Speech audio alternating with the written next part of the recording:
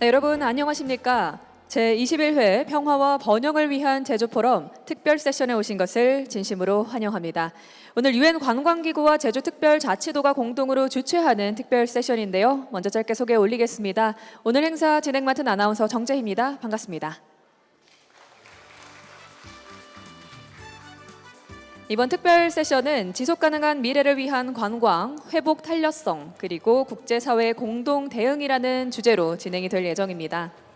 오늘날 관광산업은 기후변화, 자연재해, 팬데믹, 그리고 국제 정세의 변화와 같은 다양한 도전 과제에 직면해 있는데요. 이러한 변화 속에서 관광은 단순한 경제적 활동을 넘어서 지역 사회의 지속 가능한 발전을 이끌고 국가와 국가를 연결하는 중요한 협력의 플랫폼으로 그 역할이 점점 더 확대되고 있습니다.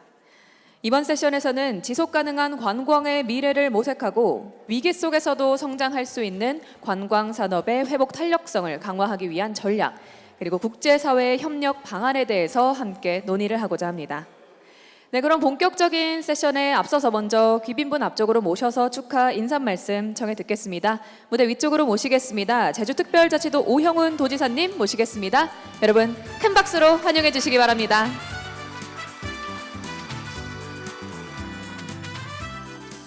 네, 여러분 반갑습니다. 제주특별자치도지사 오형훈입니다. 오늘 제 21번째 맞는 제주 포럼에서 지정학적 리스크 시대 관광을 통한 평화 안정과 신뢰 회복을 주제로 포럼을 열게 된 점 매우 의미 있게 생각합니다.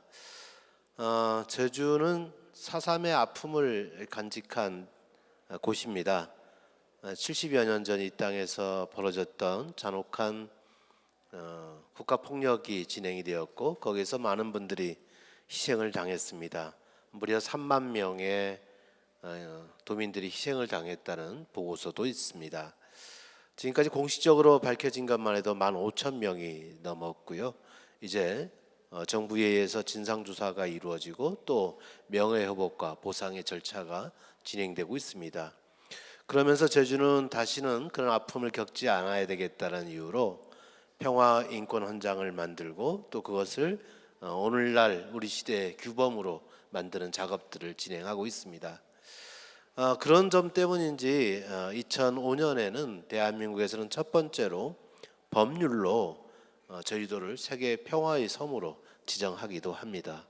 그런데 이 세계 평화의 섬으로 지정하게 된 가장 큰 이유 중에 하나는 동서냉전 갈등의 최고조로 이르렀을 때 그걸 또 해소하는 과정에서 가장 크게 역할을 했던 분이 고르바초프 당시 소련 서기장이셨는데요.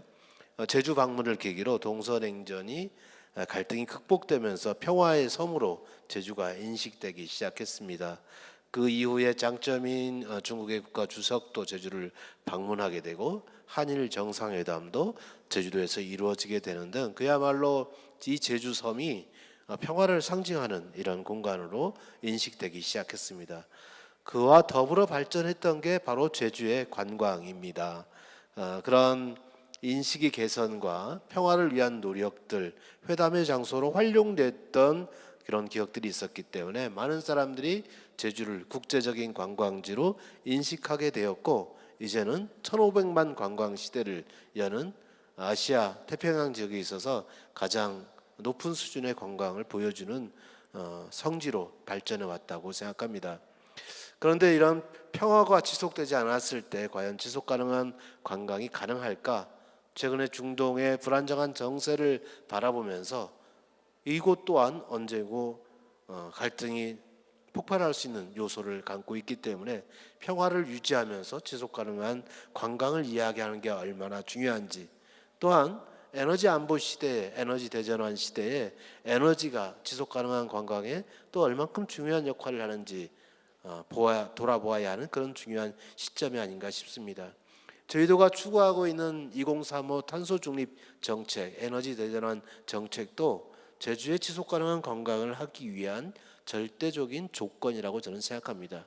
앞으로 에너지 대전환, 탄소 중립의 확장 속에서 제주 관광이 지속적인 성장을 이뤄낼 수 있도록 가야 한다고 보여지고 제주의 이러한 노력들이 다른 국가 관광을 이끌어가고 있는 도시들과 함께 연대하고 협력하면서 현재의 어려움을 함께 극복해 나가기를 희망합니다. 오늘 여러분들께서 주신 여러 가지 의견과 또 대안들이 대한민국 정부의 또 우리 지방자치단체인 제주도의 또 다른 도시들에게 영감을 주는 주요한 계기가 되기를 바랍니다. 여러분 의미 있는 토론 시간 되시기 바랍니다. 감사합니다. 네, 도지사님께서 따뜻한 축하 인사 말씀 전해주셨습니다. 네, 지금부터 본격적으로 지속가능한 미래를 위한 관광, 회복 탄력성, 그리고 국제사회 공동대응 특별 세션을 시작할 텐데요. 오늘 기조 연설을 해주실 연사님 소개 먼저 올리겠습니다. 오늘 특별 세션 기조 연설은 유엔 관광기구 시진 류 사무총장부님께서 해주실 텐데요. 사무총장부님께서는 약 40여 년간 관광 정책과 국제 협력 분야에서 활동해 오신 관광 분야의 국제적 전문가십니다. 세계관광연맹 부회장 겸 사무총장을 역임하셨으며 지금은 중국문화관광부, 중국 국가여유국에서 국제협력과 관광 정책 분야의 주요 보직을 맡아서 글로벌 관광 협력과 지속가능한 관광 발전을 이끌어 오셨습니다. 오늘 기조 연설에서는 분열된 국제 환경 속에서 관광의 회복력과 지속가능한 발전, 그리고 국제 협력의 중요성, 2027 지속가능하고 회복력 있는 관광 국제해를 계기로 한 미래 협력 방안을 제시해 주시겠습니다. 네, 무대 위쪽으로 사무총장님 모실 텐데요. 여러분 큰 박수로 환영해 주시기 바랍니다.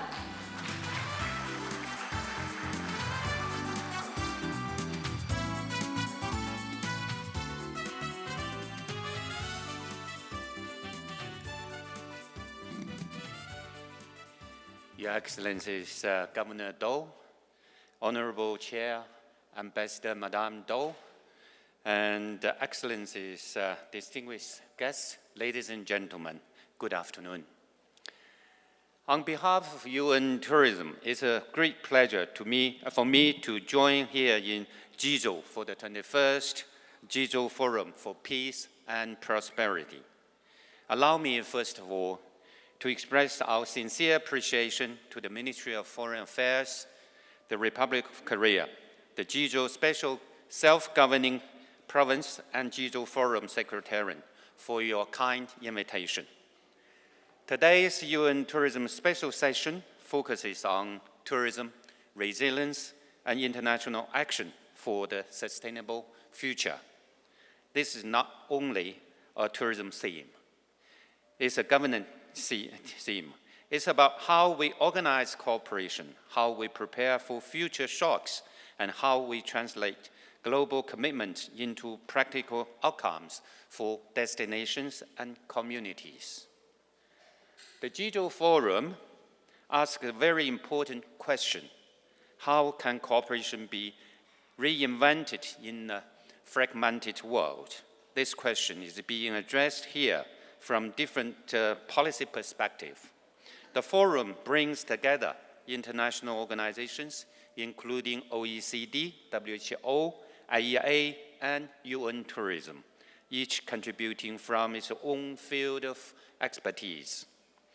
Economic cooperation, health, energy, tourism, and peace are not separate concerns. They are increasingly connected. Tourism is directly relevant to this discussion. It's affected by geopolitical tensions, climate-related risks, health and security concerns, economic uncertainty, and pressure on communities and resources. At the same time, tourism can also be part of the response. Tourism is one of the sectors where cooperation becomes operational. It depends on the movement of people, the coordination of services, and the trust between countries, markets, destinations, businesses, and communities. Tourism links national policies with local implementation. It connects transport, visas, culture, safety, investment, employment, skills, destination governance, and many others you can name. When tourism works well, cooperation becomes visible. Visitors arrive, business operates, workers are employed, culture is shared, and destinations connect with the world. But when cooperation fails, tourism also reveals the gaps very quickly. We saw this during the pandemic, when borders closed, when flights were cancelled, and travelers were stranded. We see it in crisis situation, when questions arise over travelers' protection, emergency assistance, and responsibilities across the tourism value chain. This is why tourism not only a beneficiary of cooperation, it is a test case for whether cooperation can be translated into a practical outcome. In recent years, much attention has rightly been given to the tourism recovery. But recovery alone doesn't guarantee resilience. Recovery indicators can tell us whether arrivals are returning, whether revenues are improving, whether businesses are reopening. These are important measures, but they do not fully tell us whether tourism systems are stronger, more inclusive, and better prepared for the future shocks. So the strategic question is, not only has tourism recovered, the deeper question is, what kind of tourism are we rebuilding? Are we rebuilding tourism systems that are better prepared, better coordinated, and better able to deliver benefits for people and places over the long term? Our role is not limited to advocacy.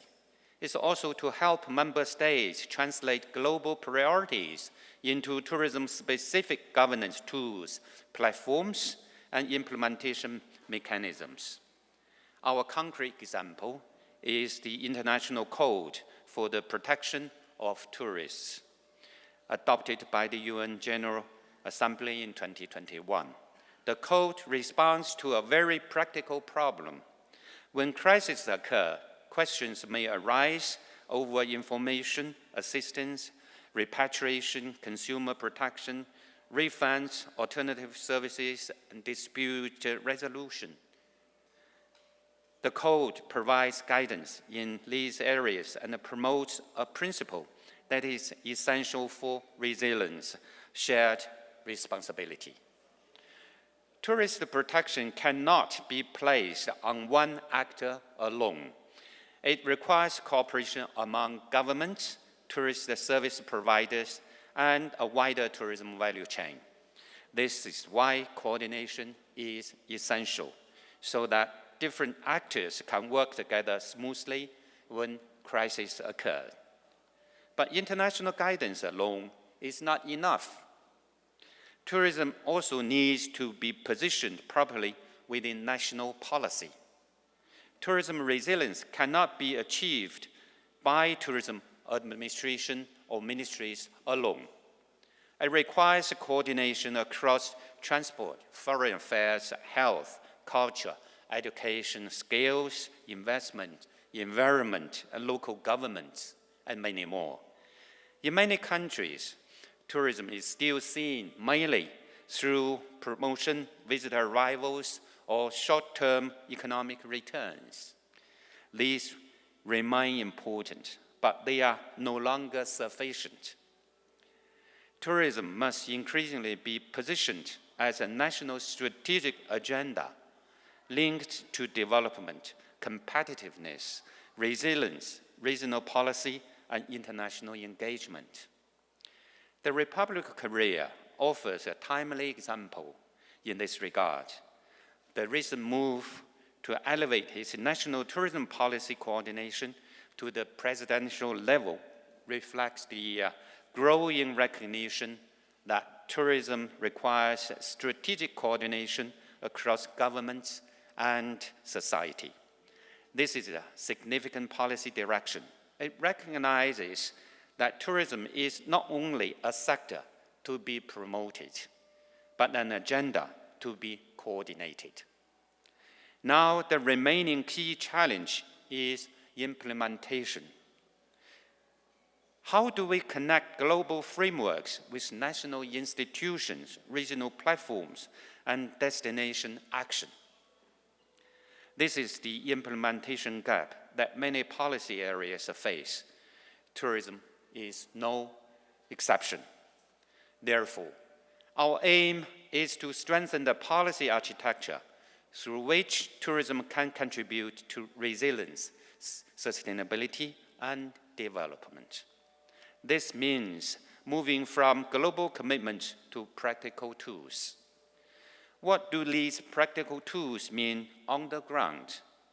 They mean working with member states and destinations to strengthen tourism laws, strategies, and institutional frameworks.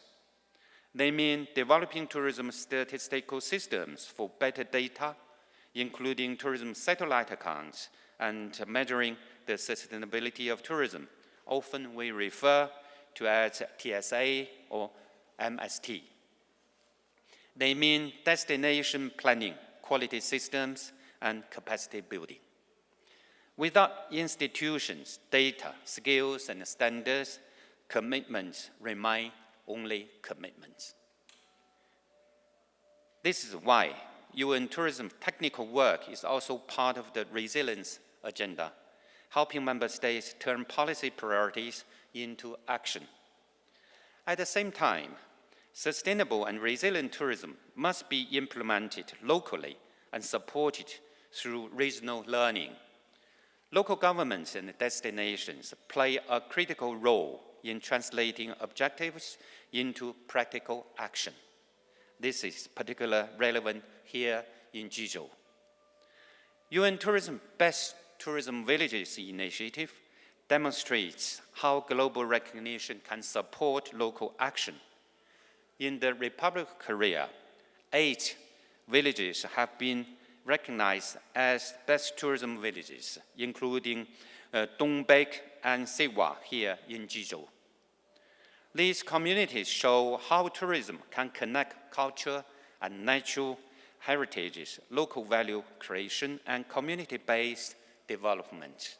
And we welcome more villages and local communities to apply for best tourism villages initiated by UN Tourism.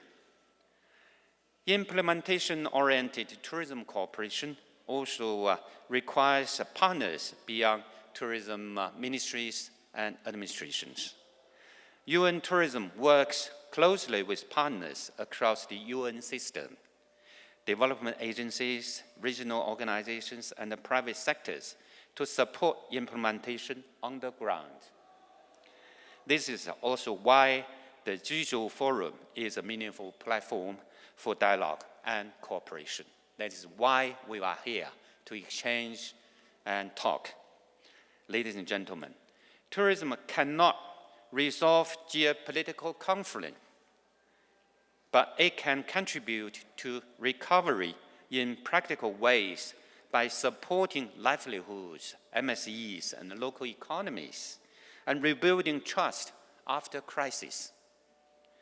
This was also the message of the World Tourism Day 2024, under the theme Tourism and Peace. It reminded us that tourism can support dialogue, mutual understanding, and community empowerment. But if tourism is to contribute to peace and recovery, it must also be prepared before crisis occurs. Traveler protection, destination safety, and community resilience are therefore not separate from the tourism agenda.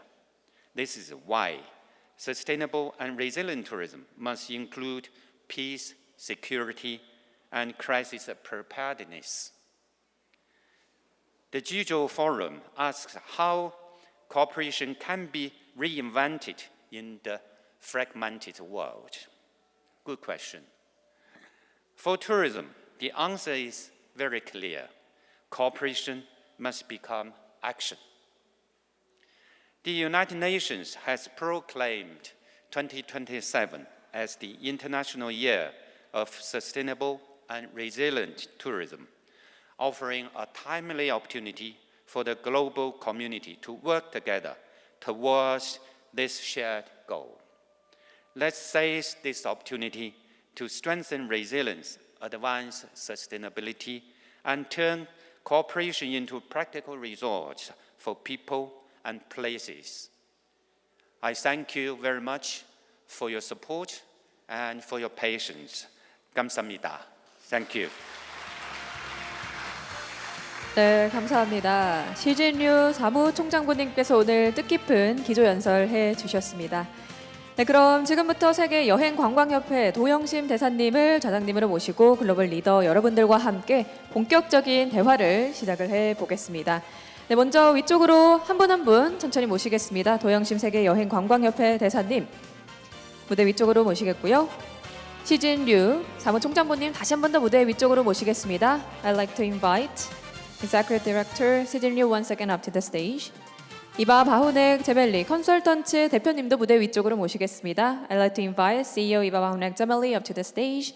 기셀라 퀴순핑 필리핀 관광부 차관보님. 그리고 압둘라 나아제 몰디브 관광 민간항공부 국무장관님, 그리고 마지막으로 고재량 사단법인 제주생태관광협회 대표님까지 무대 위쪽으로 모시겠습니다. Please come up to the stage for the discussion. We have prepared the device right next to your desk, so if you need interpretation service, please feel free to use the receiver and channel 24 English. 네, 먼저 오늘 소개 올리겠습니다. 오늘 좌장 맡아주신 도영심 대사님께서는요, 현재 세계여행관광협회 대사로 활동하시면서 지속가능한 관광과 국제협력 증진에 앞장서고 계십니다. 또한 UN 지속가능발전목표 SDG 명예위원장을 역임하시면서 포용적 발전 그리고 지속가능한 관광 확산에 기여해 오신 국제 관광 분야의 대표적인 리더십니다. 오늘 특별 세션에서도 지속가능하고 회복력 있는 관광의 미래를 위한 국제협력 그리고 실천 방안에 대해 깊이 있는 논의를 이끌어 주시겠습니다. 네, 저는 마이크를 대사님께 넘겨드리겠습니다. Thank you, Madam. Welcome to this special session organized with UN Tourism. And how many of you know where the UN Tourism is? Do you know where it is? UN Tourism? UN Tourism 본부가 어디 있는지 아세요? 아무도 모르시는구나. We should advertise, right? Yeah, right. UN Tourism is an United Nations organization composed of about 180 members, right? 161. 61. I was just adding a little more. And 161 member states, and the headquarters is in Madrid, Spain. So if you travel to Spain next time, please go and see where the UN Tourism is. And Executive Director is his second man, he's Secretary General, and he is the assistant, he's the Secretary General, Deputy Secretary General. I get always confused with Executive Director and Deputy Secretary General, but you are Deputy Secretary General. He's the second man. 두 번째 분이 오신 거예요. Okay, so so I thank you for your very, very comprehensive presentation, which we appreciate. And I'm going to ask panelists. I'm not going to introduce one by one, but I'm just going to ask you to speak first, and then I'm going to ask Mr. Minister from Maldives. 몰디브에서 오신 장관님이세요, 관광장관님. So I'm going to ask Mr. Minister to say a few words and what we have prepared. You can use the microphone next to you. Excellencies, it's an honor to speak. My name is Abdulla NIYAZ.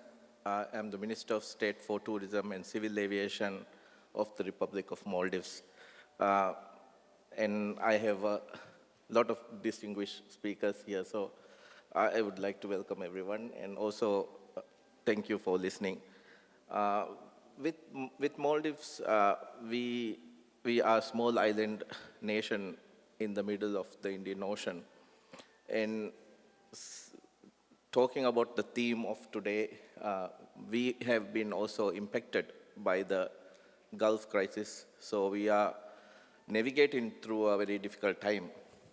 Similar to a lot of small island nations, we are also impacted with low tourism arrivals. We are having issues with connectivity, and we also having to find solutions to this particular crisis.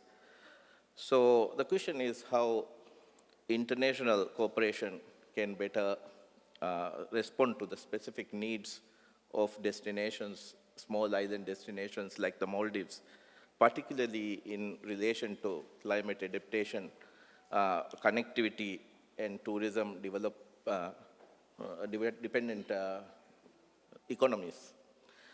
So there are areas where international cooperation is currently insufficient and where concrete improvements are possible.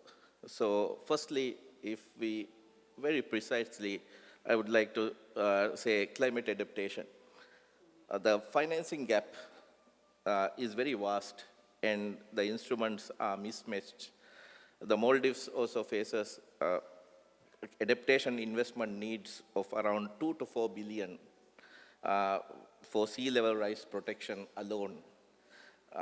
The country also has public debt to GDP ratio around 133%. And we can have a situation where it goes up to 150.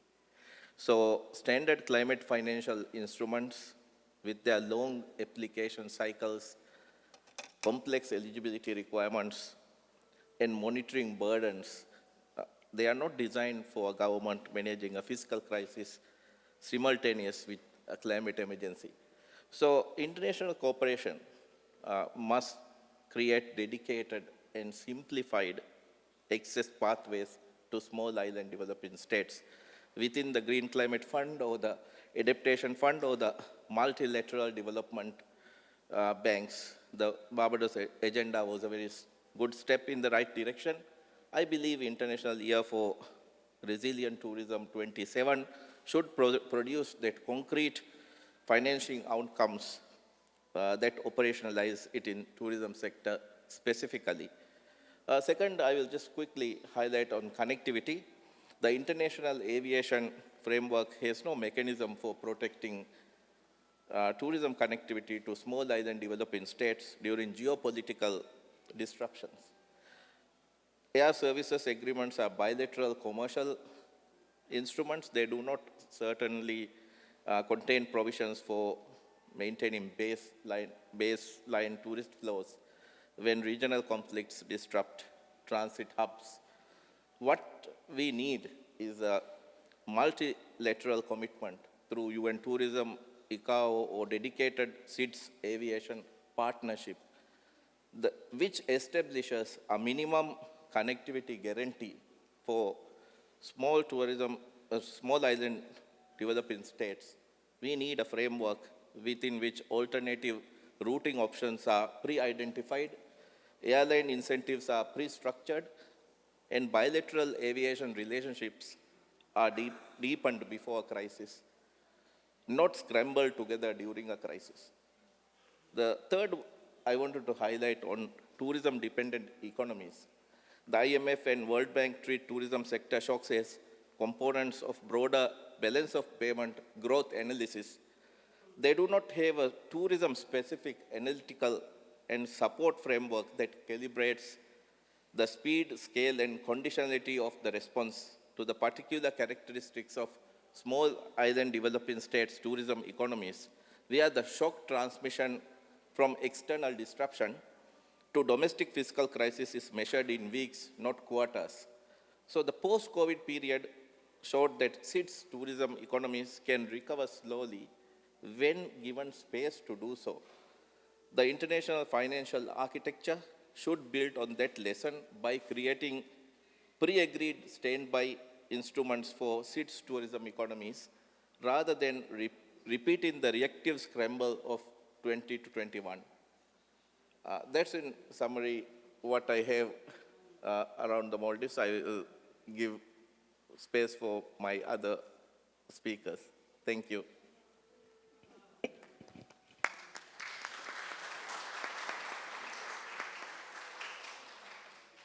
Thank you, Mr. Minister. And I'm going to invite a Deputy Minister from Philippines. Her name is Madame Gissela Marie Kinzenberg. Am I pronouncing That's close correct? enough, Ambassador. Good enough, good enough. It's good enough. Thank you. And we just have in front of us, you know, the clock is ticking. They said we have 36 minutes, 42 seconds now. No, you don't need to be quick. You came all the way Philippines. Please present your case, but I just remind you that's what it is. Thank you. Well, thank you, Ambassador, for that introduction. Again, I am Gissela Marie Romualdez Quisumbing. I am the Assistant Secretary with the Philippine Department of Tourism. Thank you for having us over here and for the invitation to participate in this panel discussion. Just to give you a little background around the Philippines. The Philippines is a country blessed with about 7,600 islands. It is considered to be one of 18 mega biodiverse countries of the world, containing 2/3 of the Earth's biodiversity and between 70% and 80% of the world's plant and animal species. The Philippines ranks 5th in the number of plant species and maintains 5% of the world's flora. Species endemism is very high in our islands, covering at least 25 genera of plants and 49% of terrestrial wildlife, while the country ranks 4th in bird endemism. So with the richness of its natural resources, sustainability and resilience has always been at the core of the Philippine Department of Tourism's strategies. Now, with the Philippines, we have been tasked to answer this specific question. How can national tourism policy support resilience while also contributing to regional cooperation in ASEAN and beyond? Now, from the perspective of the Philippines, resilience and regional cooperation are closely interconnected and mutually reinforcing objectives. In an uncertain global environment where we are characterized by climate change, natural disasters, public health emergencies, economic disruptions, geopolitical challenges, no one country can address tourism-related risks in isolation. Building resilient tourism destinations at the national level contributes to the resilience of the broader regional tourism ecosystem, while regional cooperation strengthens the capacity of individual countries to respond to shared challenges.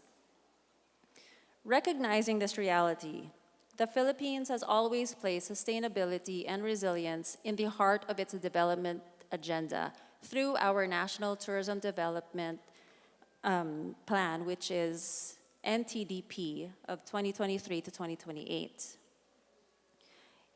Rather than focusing on the increasing number of visitor arrivals, we approach this more of a holistic approach where we prioritize destination quality, community well-being, environmental stewardship, and long-term competitiveness. One of the key aspects of this approach is strengthening destination management, where we recognize that decisions made regarding land use, environmental protection, infrastructure development, and so on, really happen at the destination level.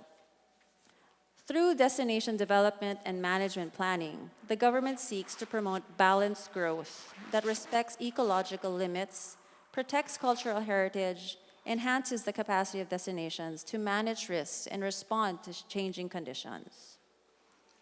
Now, in terms of disaster preparedness, we support resilience through investments in climate resilient and disaster resilient tourism infrastructure. These realities of earthquakes, typhoons, natural hazards, these realities, they require tourism infrastructure and facilities to be designed and managed with resilience in mind at the very beginning. Disaster preparedness and crisis management are equally important components of the Philippines' tourism resilience strategy. Experiences from COVID-19 and even Typhoon Odette and other major disruptions have underscored the need for proactive planning. risk assessments, emergency response systems, and recovery mechanisms. It's quite lengthy, Ambassador. Please, bear with me. I have a lot to share. You came all the way from Philippines. I know you arrived early this morning, but you had a mission from your government, so go ahead. Please. Thank you, Ambassador. Just to proceed, another important pillar of it is the importance of resilience is community participation. In the Philippines, local communities are not merely beneficiaries of tourism developments, but we recognize them as essential partners in creating resilient destinations. We believe that by empowering these communities and ensuring that tourism benefits are shared more broadly, destinations become more resilient to economic and social disruptions. We provide these communities with a sense of ownership over these destinations, and they are more encouraged and enjoined into participating into the to the ownership of the destination. Another way is capacity building. Capacity building plays a critical role in strengthening resilience. With the Philippines Department of Tourism, we continue to invest in training programs to enhance the capabilities of our skills of our tourism workers, our local governments, and tourism enterprises. Building institutional and human capacity enables destinations to better anticipate risks, adopt sustainable practices, and adapt to changing circumstances. Now, these national efforts contribute directly to regional cooperation within ASEAN and beyond. Being an archipelagic nation with an extensive experience in managing island, coastal, and marine tourism, the Philippines has valuable lessons that can be shared with other countries facing similar opportunities and challenges. We believe that there are significant opportunities for cooperation through the exchange of knowledge, expertise, and best practices among member states who face the same similar challenges related to climate vulnerability, sustainable destination management, and so on. So by sharing experiences and working together, ASEAN can accelerate progress toward common sustainability and resilience goals. I will jump ahead so that I do not take much more time.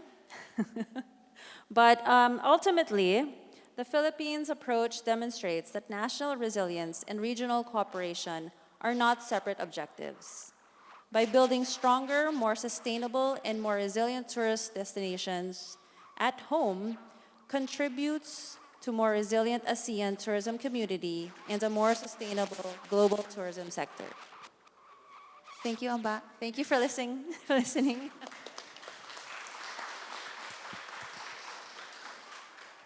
Thank you very much.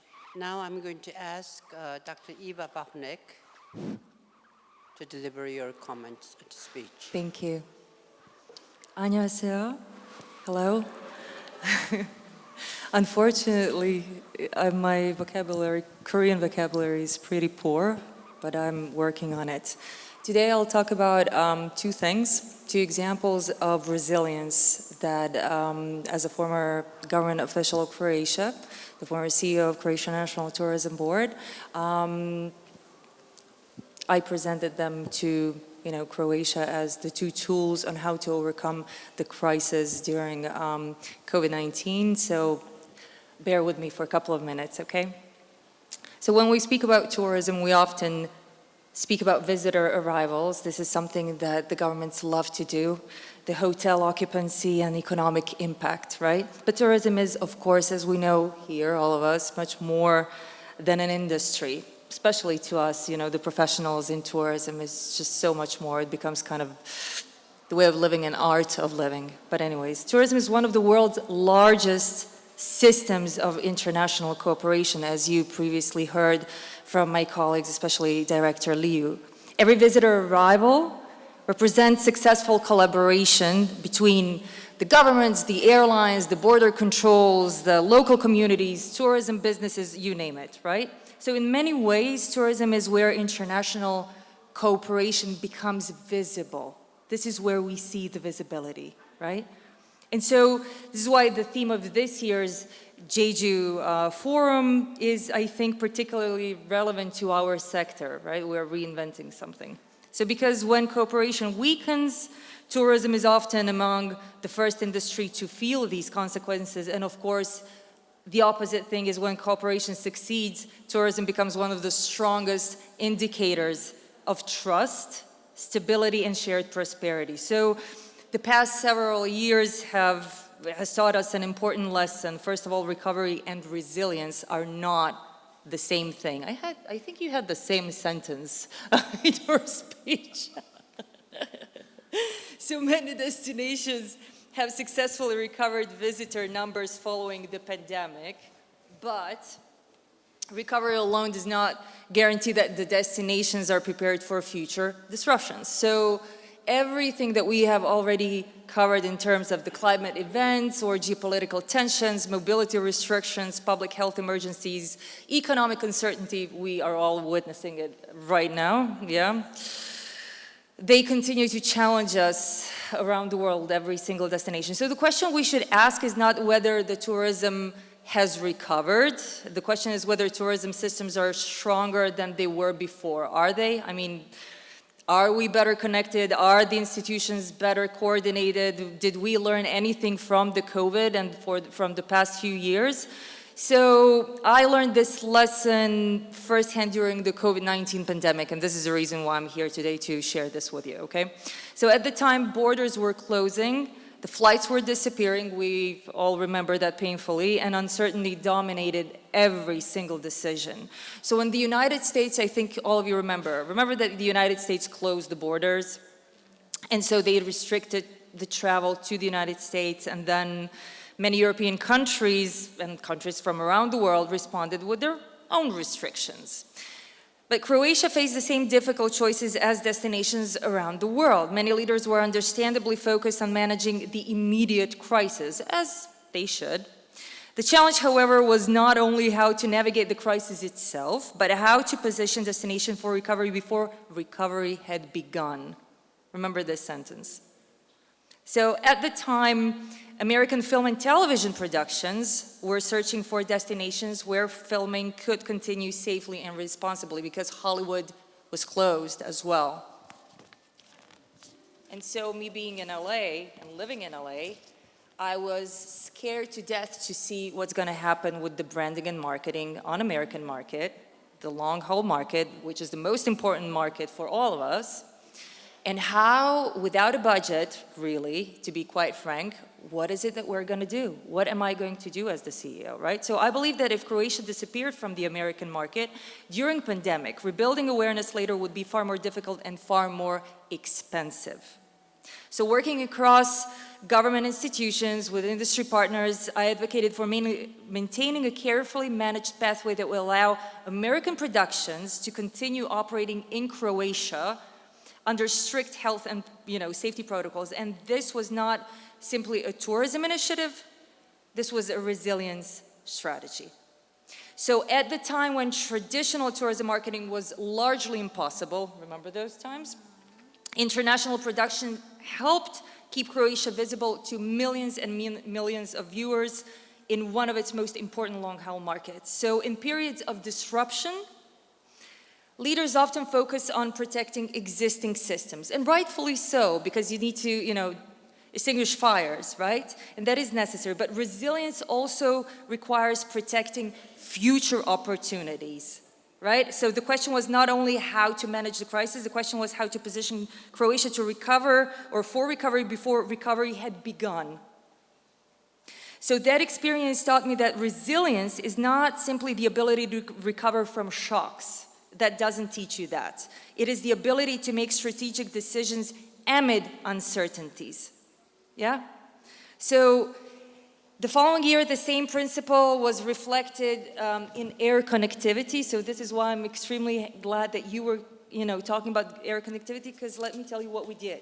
So at a time when uncertainty continued to shape international travel, many stakeholders in Croatia were questioning my idea and distinction for a direct air connectivity.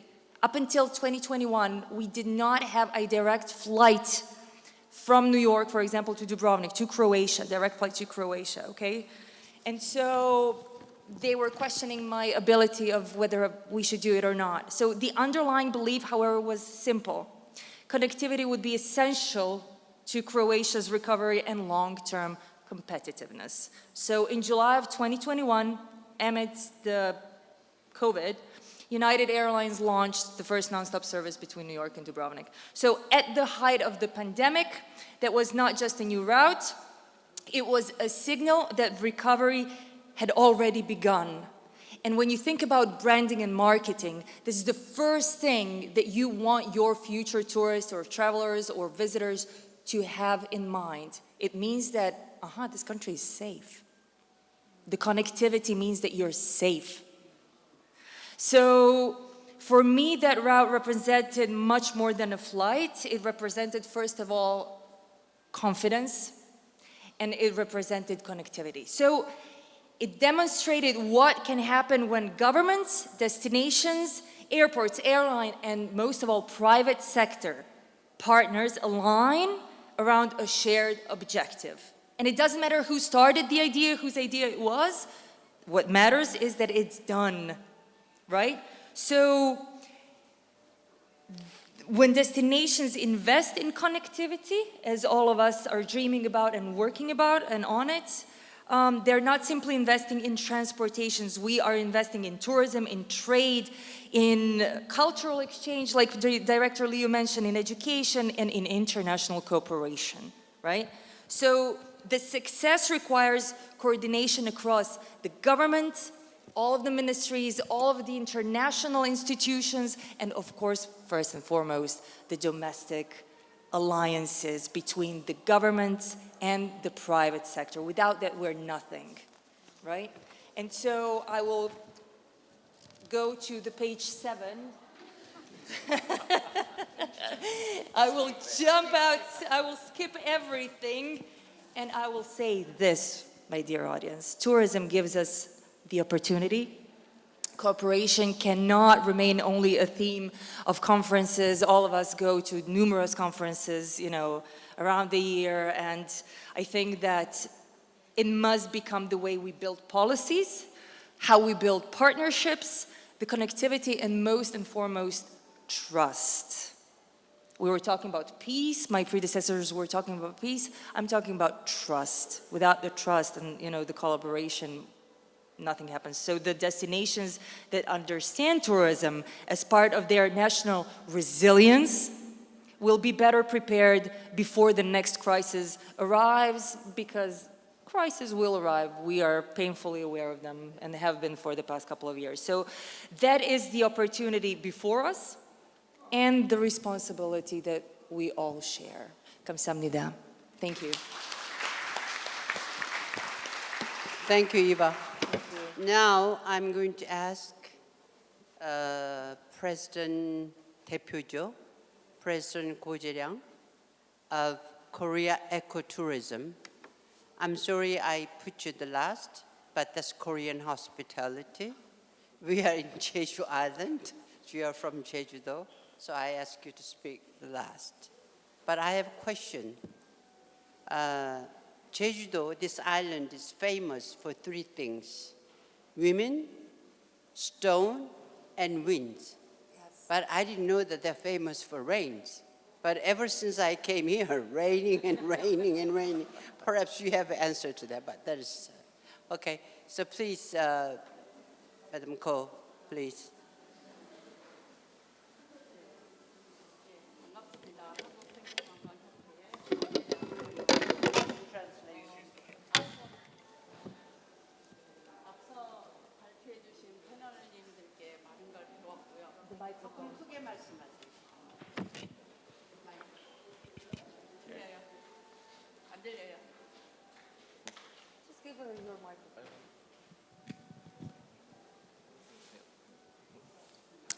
네, 앞서 발표해 주신 패널님들께 많이 배웠습니다.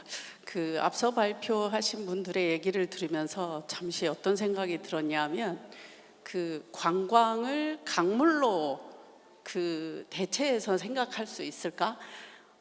관광은 사람의 흐름이고 강물은 물의 흐름이다. 강물이 흐르면서 왜 모자란 것은 채우고 넘치는 것은 덜어내면서 흐르잖아요. 어쩌면 관광이 사람의 흐름을 통해서 모자란 지역들은 채워드리고 그리고 넘치는 곳들은 덜어내면서 이렇게 지속 가능성과 회복 탄력성을 우리 관광이 책임질 수 있지 않을까라는 그런 생각을 잠시 했습니다. 그 발표 감사하고요. 무엇보다 시진 류 사무총장 보호님의 발표에서 제주도의 동백마을 신흥리 그리고 새와리 이름이 익숙하게 나와서 너무너무 감사했습니다. 그런데 제주도에는 이 두 개 마을 외에 더 많은 마을들이 지역의 자연을 보존하고 역사 문화를 이렇게 전통 지식으로 삼아서 좋은 관광을 하고 있다는 것을 자랑으로 좀 더 이어서 말씀을 하도록 하겠습니다. 저는 생태관광을 현장에서 실천하고 있는 사람입니다. 오늘 우리 그 세션의 주제인 지속가능하고 회복력 있는 관광을 위한 이런 어떤 주제가 저희가 그동안 경험한 생태관광과 딱 맞는 것 아닌가 이런 생각을 하면서 저는 생태관광의 경험을 살려서 토론을 이어가려고 합니다. 앞서도 많은 말씀을 주셨지만 오늘날 세계는 기후위기, 그 다음에 갈등, 감염병, 그리고 지역 소멸 등 복합적인 위기에 정면하고 있습니다. 이러한 시대의 관광은 단순한 산업이 아니죠. 앞서 말한 강물의 흐름처럼 사람과 사람, 사람과 자연, 지역과 세계를 연결하는 협력의 플랫폼이어야 된다라고 생각합니다. 그동안 관광의 성공은 관광객 수, 그리고 얼마나 벌었냐는 경제적 성과로 평가되어 왔었던 게 사실입니다. 그러나 이제는 얼마나 많은 관광객이 방문했느냐보다는 지역사회와 생태계가 얼마나 건강하게 유지되고 있는가를 묻는 시대로 전환되고 있습니다. 관광의 회복에서 회복 탄력성으로의 전환은 관광객 수의 회복이 아니라 지역사회와 자연환경이 미래의 위기에도 지속될 수 있는 능력을 키우는 것을 의미합니다. 이러한 전환을 실천해 온 것이 제주도의 아까 동백마을과 새와리를 이어서 여러 마을의 사례라고 생각합니다. 제주도는 생물권 보전지역, 세계자연유산, 그리고 세계지질공원, 그리고 람사르 습지 등 이런 국제적 인정받는 자연자산을 기반으로 생태관광을 추진해 왔습니다. 생태관광은 문화부와 기후부, 환경부가 공동으로 하고 있고요. 앞서 말한 마을 두 개 외에 하레리, 저지리, 평대리, 그리고 서늘리, 호군동 여러 마을에서 주민들이 직접 참여해서 지역의 자연과 문화를 보존하면서 관광을 운영하고 있습니다. 이러한 경험은 관광이 자연을 소비하는 활동이 아니라 오히려 자연을 보존하고 지역 공동체를 강화하는 수단이 될 수 있음을 보여주고 있습니다. 지속가능하고 회복력 있는 관광은 관광 분야만의 노력만으로는 사실 될 수 없습니다. 앞서 발표하신 분들도 사실 여러 부처의 협력 그리고 국가 간 협력이 필요하다는 말씀을 주셨는데 저도 공감합니다. 환경, 교육, 문화 그리고 농업 그리고 지역 개발 분야와의 협력이 필요합니다. 주민, 학교, 연구기관 그리고 시민사회 그리고 기업 관광객 모두가 함께 참여해야 사실은 이런 관광의 회복력 그리고 지역 지속 가능성을 담보할 수 있다라고 생각합니다. 관광객이 단순한 소비자가 아니라 지역의 가치를 이해하고 자연 보존에 동참하는 생태 시민으로서의 성장해야 하는 게 관광으로 가능하다라고 생각하고요. 제주도에서는 실제 선을 1, 2란 마을이 람사르 습지 동백 동산이라는 브랜드를 가지고 생태 관광 사례를 보여주고 있는데요. 2011년도에 동백 동산이 람사르 습지로 등재가 됩니다. 이때부터 지역 주민들은 습지를 보존함과 동시에 습지를 현명하게 이용하는 것으로 생태 관광을 이어왔는데요. 그 당시에 지역의 학교가 15명 아주 소규모 학교였습니다. 그래서 작은 학교 통폐합이라는 걸로 학교가 없어질 위기에 있었는데 마을과 학교가 같이 생태적 마을로 만들어가면서 22년도에는 학생 수 100여 명이 넘는 오히려 그러니까 본교 초등학교로 승격하는 분교가 본교가 되는 승격하는 이런 사례도 나왔습니다. 물론 이제 지역 주민수 역시도 그때 당시에는 500~600명에 머물지 않았는데 지금 현재는 1000여 명이 넘는 그러니까 오히려 지역 소멸이 아니라 지역 성장을 이루고 있는 모습을 이런 지속 가능한 생태 관광으로 이루어가고 있다는 것을 실제 사례로 보여주고 있습니다.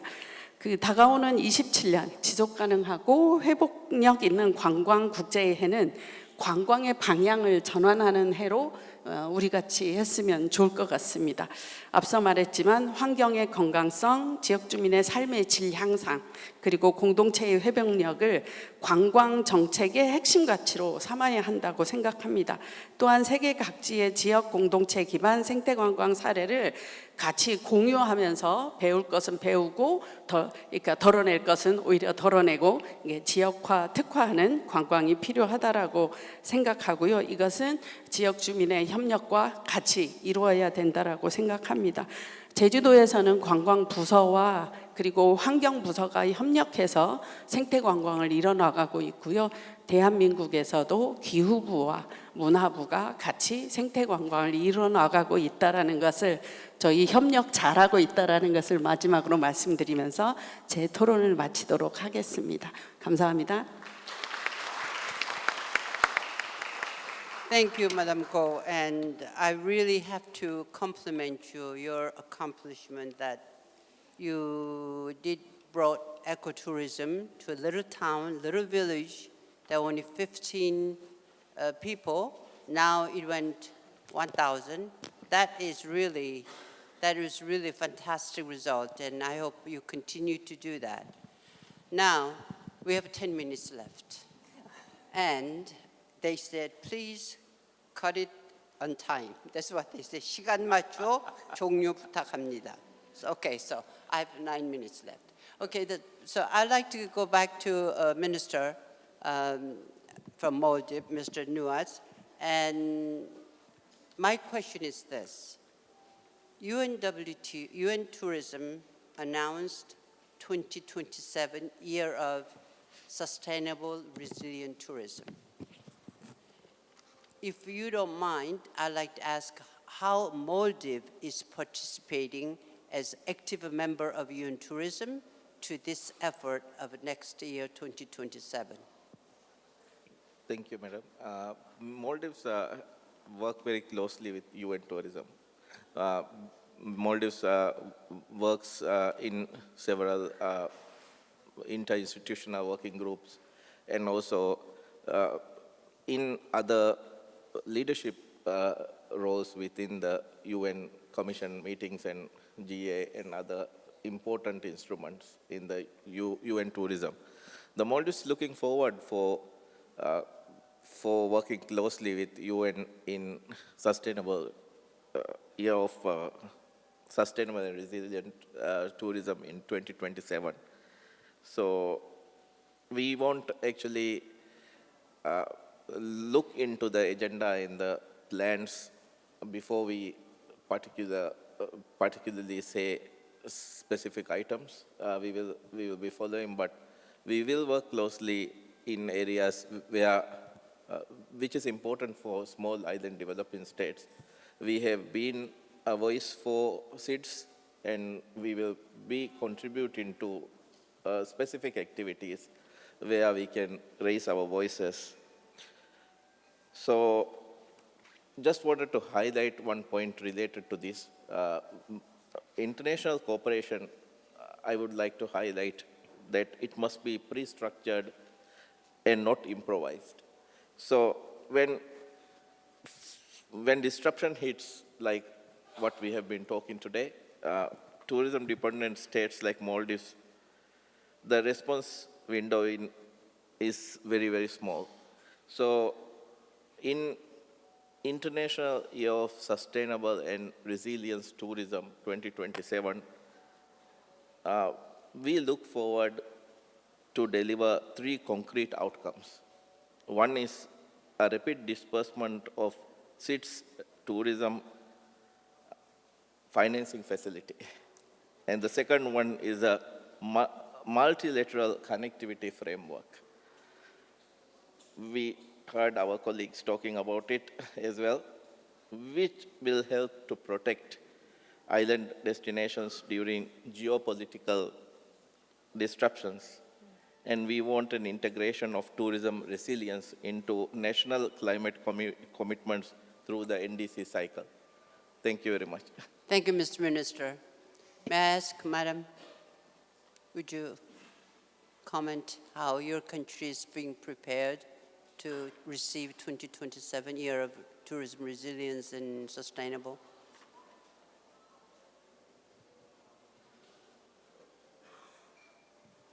Thank you, Ambassador.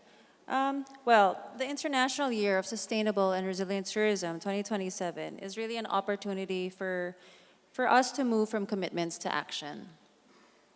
At a time of growing climate, economic, and social challenges, it can elevate tourism as a strategic tool for sustainability, resilience, inclusion, and international cooperation. The International Year can strengthen political commitment, mobilize investments, foster innovation, and encourage partnerships among governments, communities, businesses, academia, and development partners. It can also accelerate the exchange of knowledge and best practices, helping destinations adopt effective approaches to climate adaptation, crisis management, environmental protection, and community-based tourism. For ASEAN, it offers a platform to deepen regional cooperation on shared priorities such as sustainable destination management, climate resilience, skills development, and community empowerment. For the Philippines, it provides an opportunity to share lessons from destination rehabilitation, environmental stewardship, disaster recovery, and tourism resilience in island and coastal destinations. So ultimately, the success of the International Year should not be measured by the number of events held, but by actions that deliver lasting, on-the-ground impact. Its true value lies in bringing stakeholders together to build a tourism sector that is more sustainable, resilient, inclusive, and prepared for the future. Thank you. Thank you very much. And I'm going to ask Dr. BAHUNEK that you've been spending a lot of your efforts for international media, how to promote tourism, not just in terms of destination, of course, that's part of the business, but how do you think international media could help promoting this 2027 Year of Sustainable Resilient Tourism promulgated by UN Tourism? Well, like we mentioned before, we are not the peace solvers. Tourism is not the tool that, solves the world's peace and hunger. However, it is the tool that connects us all together. And so, of course, that is the essence of, having peace. In terms of the media, for the past probably like 15 to 20 years, we were all witnessing, especially people within the tourism industry, we're witnessing the importance of, first and foremost, the introduction of social media, but then also during the pandemic, we were painfully aware of how the television, good old TV programs, were actually important to remaining important, keeping tourism and everything around us in terms of tourism important. So the combination, if I may answer, the combination of social media and the good old TV programs in terms of travel programs, educational programs, the programs that basically all of you have actually mentioning. You were mentioning it through your speeches, maybe not even knowingly. Everything that you do as the ministries, as governments, as wonderful eco-programs, the educational programs, it must be put online. everything that we do is part of our branding. And unfortunately, if it's not being, put online, if it's not in the social media, especially, here I see a lot of young generations, Generation Z. If it's not online, it hasn't happened. It hasn't. So we can all meet up like this 20 or 30 times a year and talk about how great our countries are, but without the media and without the impact of social media and the TV content, we are nothing. We are invisible. And thank God that each country around the world, including this God's given island of Jeju where we are today, we all have beauty to share, and we all have something to sell. And the audience, thank God, it's like 8-point-something billion people around the world, right? So we all get to get the part of it. So yes, the media in terms of 2027, but Ambassador Do, not only 2027, but in the for future, is one of the most important partners that each country needs to have on their side. Thank you, Dr. BAHUNEK. You leave us 1 minute. And Mr. Liu, would you care to say a few words? Because 40 your seconds. speech. Yeah.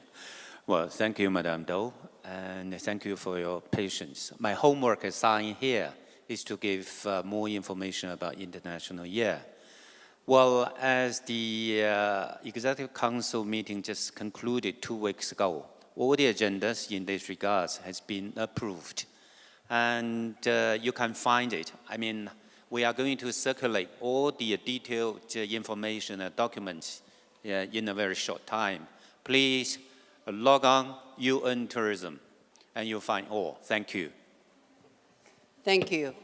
So really, I was going to open the floor to have, very nice looking young, dynamic audience to say a few words or, ask questions, but we don't have time. So, but before you go away, I would like to leave this number. Ordinary people doesn't take tourism seriously. But I'll tell you the number, which I hope you will tell your friends how big this industry is. And according to UN Tourism announced, last year, 2025, there were 1.52 billion international tourists. And that is $1.9 trillion of tourism receipts. And then $2.2 trillion, the tourism export earnings. And 11.6 travel and tourism GDP contribution. 366 million jobs were supported. 366 million jobs were created by tourism. 9.8% share of the world economy. This is an excellent number. And I don't think many ordinary people or a policy or politicians, members of Congress pay attention to this number. So please, if you are associated with tourism work, have a great pride that you are doing something good for this world. Thank you. 네, 감사합니다. 이렇게 UN 관광기구와 제주특별자치도가 공동 주최한 특별 세션이 모두 끝이 났는데요. 깊이 있는 통찰을 나누는 뜻깊은 시간이었습니다. 차장님과 연사분들께 여러분 다시 한 번 더 큰 박수 부탁드리겠습니다.